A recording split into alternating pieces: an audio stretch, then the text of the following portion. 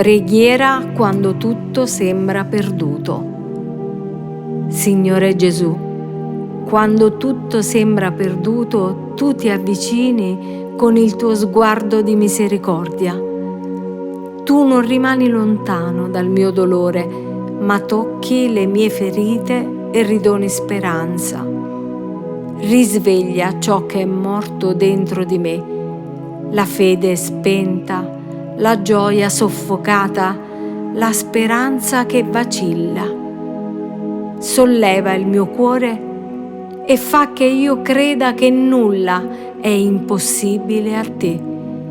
Fa che anch'io sappia accorgermi delle lacrime di chi mi è accanto e che diventi testimone della tua compassione.